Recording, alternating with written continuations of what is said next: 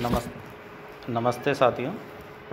आज मैं subject estimating costing and design of electrical installation का जो चैप्टर नंबर 2 है उसका सब कंटेंट है 2.5 परचेज प्रोसेस।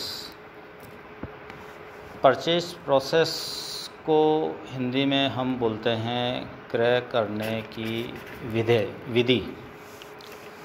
कोई भी गवर्नमेंट डिपार्टमेंट में किसी भी सामानों का या किसी औजार का यदि हम खरीद करते हैं तो उसके लिए हमें कौन सी विधि से गुजरना पड़ेगा। इन विधियों को बताने से पूर्व मैं आपको क्रय विभाग के मुख्य कर्तव्य से अवगत कराना चाह रहा हूँ, या आप कह दीजिए ड्यूटीज़ ऑफ परचेजिंग डिपार्टमेंट।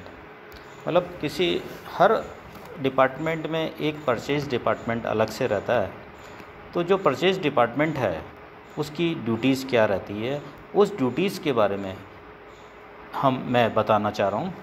तो मुख्यतः परचेजिंग डिपार्टमेंट को मुख्य बातों को ध्यान में रखना चाहिए। जो मुख्य बातें हैं वो 1 बाय 1 मैं आपको बताना चाह रहा हूँ। सबसे पहला जो बिंदु है, जो बात है, वो ये कि सामग्री मिलने के स्थानों अर्थात सामान संबंधी बाज़ार की जानकारी रखना। यदि कोई भी सामग्री हमें चाहिए तो सामग्री के बारे में उसकी जानकारी हमें बाज़ार से ज़रूर रखनी चाहिए। दूसरा जो बिंदु है वह है समय समय पर विभिन्न सामान के भाव। सामान के भाव से मतलब, भाव का मतलब कोटेशन। हमें अलग अलग दुकानों पे जाके जो सामान की ज़रूरत है उनका भाव हमें पता होना चाहिए, उनका कोटेशन हमें लेना चाहिए, तथा उसका जो टेंडर भी प्राप्त कर लेना चाहिए। टेंडर का मतलब निविदा। ये 2 बिंदु आपको बता चुका हूँ। तीसरा बिंदु मैं बताना चाह रहा हूँ, क्रय से मतलब परचेज से कम मूल्य पर अच्छे से अच्छे सामान खरीदना। ये एक परचेज डिपार्टमेंट का एक मुख्य कर्तव्य है। उसका ये कर्तव्य है कि सामान जो हैं हमें अच्छी क्वालिटी का, अच्छा स्पेसिफिकेशंस से, मतलब अच्छी से अच्छी स्पेसिफिकेशन मिले और साथ में कम मूल्य के अंदर वो सामान हमें खरीदने को या पर क्रय करने के लिए मिले। चौथा बिंदु है, जिस सामग्री के लिए हायर अथॉरिटी से स्वीकृति प्राप्त हो गई हो, केवल उसी सामग्री को क्रय करना चाहिए। जैसे सपोज हम कोई किसी बिल्डिंग की वायरिंग करने जा रहे हैं, तो जो बिल्डिंग की वायरिंग की है उसका एस्टीमेट हमने बनाया, उसमें लिस्ट ऑफ मटेरियल्स की तैयारी की है। तो वो लिस्ट ऑफ मटेरियल्स जो हमें चाहिए तो वो एक बार उच्च अधिकारी से, हमारे जो विभाग के जो उच्च अधिकारी हैं उनसे स्वीकृति प्राप्त कर लेनी चाहिए।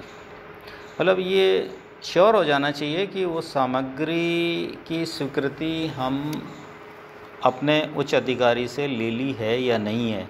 यदि ले ली है तत्पश्चात ही सामग्री को क्रय करना चाहिए।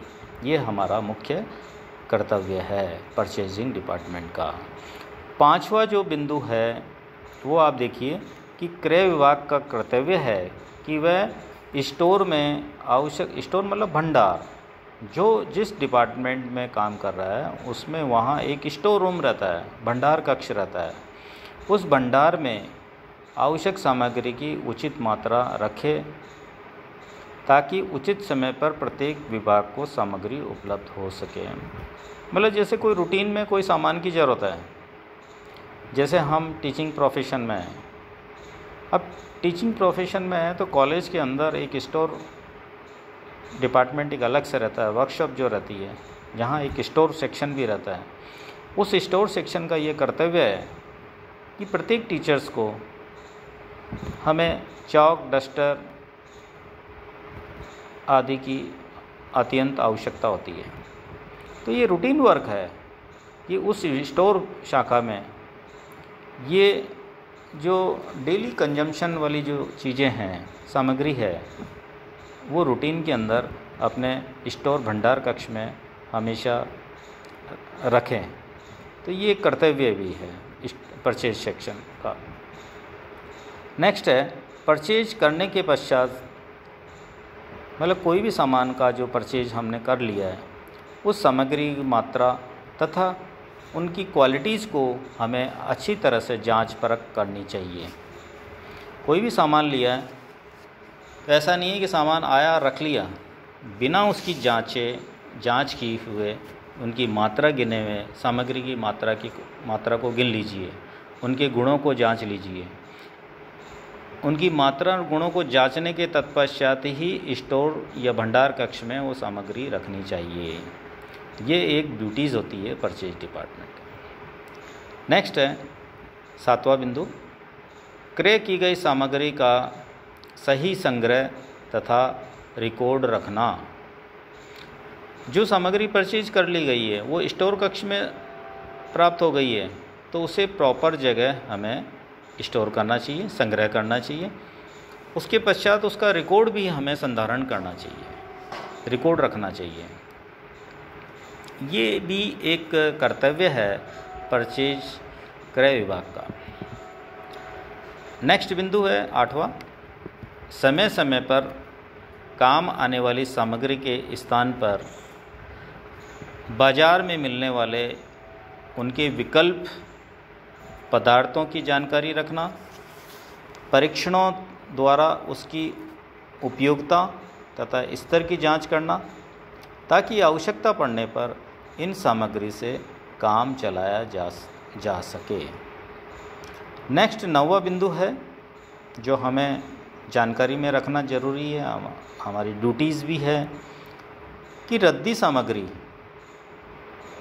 जैसे वायर्स हैं, वायर्स काम में ले लिए, अब वायर्स के टुकड़े पड़े हैं, अब उसमें कॉपर भी होता है, तो ये स्क्रैप सामग्री जो होती है तथा अनुपयोगी सामग्री, सरप्लस मटेरियल कह दीजिए, उसको समय समय पर बेचना चाहिए।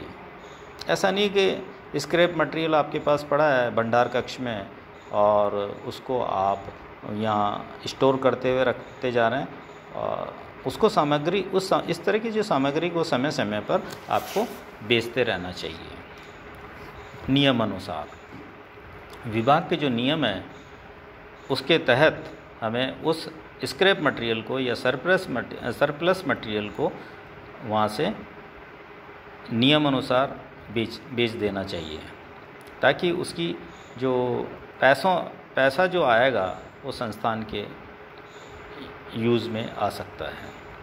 नेक्स्ट जो बिंदु है, अंतिम बिंदु है जिनके बारे में बताना चाह रहा हूँ, सामग्री के बिल को पास करना चाहिए। कोई भी सामग्री आई उसका बिल को पास करना चाहिए या रिजेक्ट करना चाहिए। यदि सामग्री आपकी सही क्वालिटी और सही मात्रा में नहीं मिली है तो आप बेझिझक आप उस सामग्री को अस्वीकृत भी कर सकते हैं या रिजेक्ट भी कर सकते हैं, ताकि वो पैसा उसका उस बीजक से या बिल से आपको काट सकते हैं, उसकी कटौती कर सकते हैं। अस्वीकृति हुई सामग्री को सप्लायर को वापस जो है भेजने का हम व्यवस्था करनी चाहिए। मतलब जो सामग्री बेकार है, as per norms, as per specification वो सामग्री हमें प्राप्त नहीं हुई है, तो उस सामग्री को अतिशीघ्र पुनः उस सप्लायर्स को, जिस सप्लायर्स के जरिए हमें वो सामग्री प्राप्त हुई है, उस सामग्री को पुनः उस सप्लायर को नियम अनुसार पुनः भेज देना चाहिए। बिल को पास करने के पश्चात जैसे सपोज जो भी आपका ओके या सही सामग्री आपको प्राप्त हो गई है, उस सामग्री का बिल पास करते हुए सामग्री को स्टॉक रजिस्टर में, जो आपका परमानेंट स्टॉक रजिस्टर है, उसमें उसका इंदराज कर लेना चाहिए। बिना इंदराज के वो सामग्री का जो आवक है उसका पता नहीं पड़ पाएगा और कभी हमें प्रॉब्लम या दुविधा का सामना करना पड़ सकता है। तो जो भी सामग्री संस्थान में भंडार कक्ष में प्राप्त हो गई है उसको आप स्टॉक रजिस्टर में, परमानेंट आर्टिकल रजिस्टर के अंदर उसका इंदराज कर लेना चाहिए, उसको चढ़ा लेना चाहिए। तथा अकाउंट सेक्शन में भुगतान के लिए उस बिल को हमें भेज देना चाहिए, ताकि संबंधित फर्म से जो भी सामग्री प्राप्त हुई है उसका यथासमय बिल का भुगतान हो सके। यही अपना परचेज डिपार्टमेंट का कर्तव्य है।